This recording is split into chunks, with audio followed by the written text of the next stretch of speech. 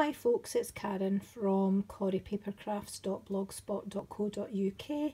This is actually my first video, but I thought I would do a video because I made some of these little treat pouches for Christmas with some chocolate in them. Each pouch has a couple of the Milka naps in them, and a few people have asked me how you make them. They're really easy, and I thought this is probably a good time to make a short video, hopefully, to let you see how to make them. And what I'll do is I'll pop this on my Facebook page, and I might even venture into the realms of YouTube as well. But what I'll do is I'll show you how I made them. For their eyes, for this little man here, I did use, oops, I'm knocking the tripod, beg your pardon. I did use enamel accents in black for his eyes and some little pearls for his buttons. And in this little man here, what I did was I used the enamel accents in white. So those aren't Stampin' Up products, but the rest are. So that you have a look at those again. I'll put them to the side and I'll get on and show you how I made them. First of all, what you need is a piece of designer series paper, which is cut to 4 inches by 4 inches. It's just a small square piece. So that's from the Be Merry designer series paper, which is actually in our annual catalogue. Down here at the bottom, you'll find it on page 188. And you can see that this is the paper that I'm using to make this today. So this catalogue is actually still around until the 31st of May. So if you did want to order some paper to get ahead and start making or preparing some little pouches for next Christmas, then now's the time to grab some. So what you'll need first of all is your envelope punch board, because we need to put some punches and scores in our little bit of paper. So I'll bring it in, and I do apologise if the tripod wobbles a little bit. I'll try not to make you too dizzy. So what you need to do is line your paper up here to the 2-inch mark, and you're going to punch and score. If you pop your little stylus in and follow that track down, then it gives you your line for folding.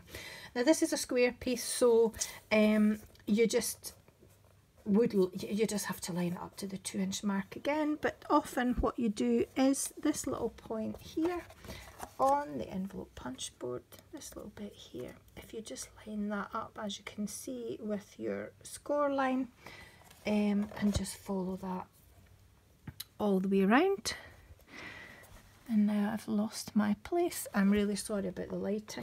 It's not a nice day here at all. Punch and score. Line it up again. Oops. On this to the score line that you just made, and just go around all 4 sides. Keep going until you've punched and scored on all 4 sides, like so. Sorry, I keep knocking my tripod.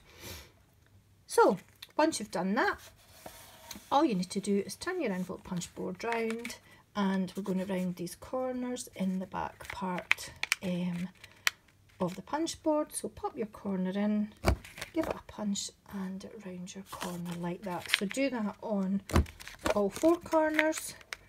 It just takes that sharp point off. You don't have to round them, you can leave it if you want, but I like to round the corners. So I'll pop the envelope punch board away for now. So what you've got is your piece all punched and scored, and then you're going to fold and burnish on all those score lines like so. And that's your pouch pretty much prepared. So you'll have these, and as you can see, it turns into a square. And what we're going to do is we're going to put our 2 sweeties in. So first of all, what I want to do is add some glue dots, and I can't find them. I had them a minute ago and I think I've knocked them off the table. Bear with me till I find them. Here they are. So I'm just going to take some of these out. You'll only need a couple. So that's them gone again. So decide which way round you want your paper. Sometimes if it's not a directional pattern, it doesn't matter. If it is a directional pattern, you want to make sure that all your direction is the way you want it. I'm looking at the little hooks on the top of my bubble, so that's probably the way I would want it. And then all I'm going to do is I'm going to add a glue dot to that corner there and to this top flap here, and that's it. So I pop my sweeties in. They might overlap a little bit at the side, but that doesn't matter because they'll fold up when you fold your sides in. And all you're going to do is fold in the sides and attach that glue dot there. Fold up the little bottom part. Oops. Like that. Excuse the sniffs, I've got a bit of a cold. Fold down your top flap and that's your pouch made. When you turn it over, you can see that you've got your little bubbles on that side. So I'll put this to side a minute because now we need to make our little gingerbread man to put onto the top. So piece of card, doesn't have to be a huge bit as long as it's more than a couple of inches wide. I've already got my little gingerbread man mounted on a block. He is from the cookie cutter Christmas stamp set. This is him here, but as you can see, you've got a Santa, little Eskimo, a reindeer and a teddy bear. You've got Teddy's face and little stamps for his bow tie as well. So you can all cut those out with the punch, which I'll show you in a minute. This is actually take 2 of this video. The first one, I made a bit of a faux pas when I said cookie cutter Christmas, and it wasn't broadcastable, so I had to start again. The joys of filming. So I'm going to stamp my little gingerbread man in crumb cake ink. So I just open that up. Make sure I've got enough ink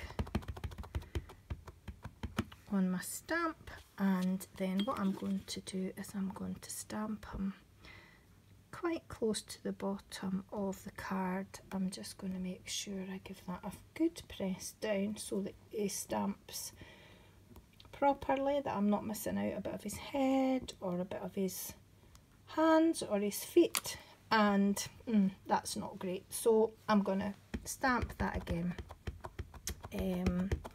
I'm not really happy with that, so let's have another go. Make sure I press them down quite firmly. I think I need to re-ink my ink pad actually, which would probably help, and that's better, so I'm happier with that. So what I'm going to do is I'm going to grab my scissors and cut off the one that I don't like, and then I'll work with the one that I do like. So close the ink and get rid of that and put it out of the way. So the stamp set has a coordinating punch, the cookie cutter punch as well, which is absolutely great. It's got lots of different bits. You can cut out his little bow tie, but I actually already have one over here, which I've already got from when I made them before, so I'm not going to cut out his bow tie. I'm just going to cut out my little man. So all I do is pop him into the punch, make sure it's even all the way around and that I'm happy with the border around him. As you can see, you've got a little white border all around him. I'm quite happy with that. So I'm just going to punch them out. Some other bits, that's another reason why you don't want to use a really wide piece of card, because you get all these other bits will punch out as well if you use a big piece. So it cuts down on waste if you use just a narrow strip. So that's that. And that's my little man. So what I'm going to do now is I'm going to grab my dimensionals, which I've also lost. They were here just a little while ago. Here we are. And I've got mini dimensionals for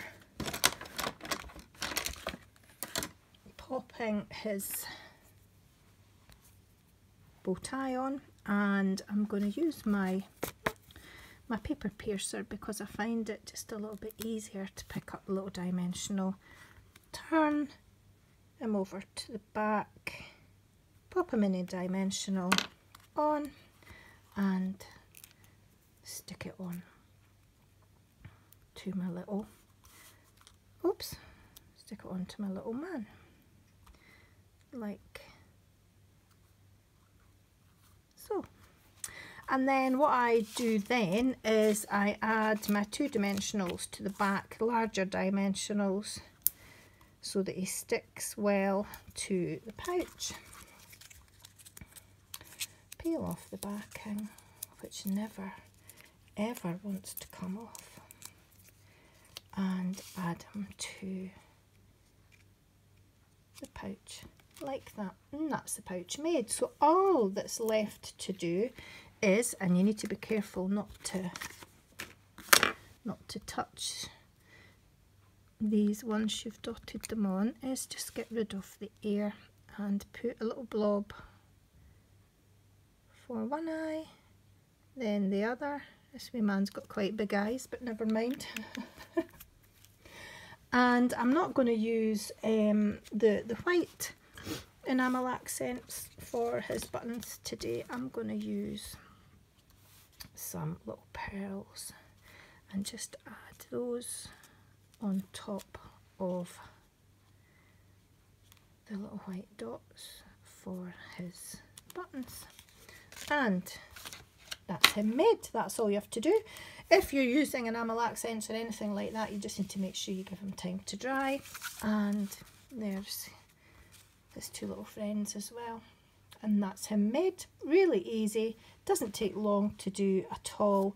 And with it being a 4x4 piece of paper, when you're making them from a piece of 12x12, then you would get several out of the one sheet. Anyway, thanks for sticking with me, especially with it being my first video, and hope to see you again soon. Thanks, and see you soon. Bye.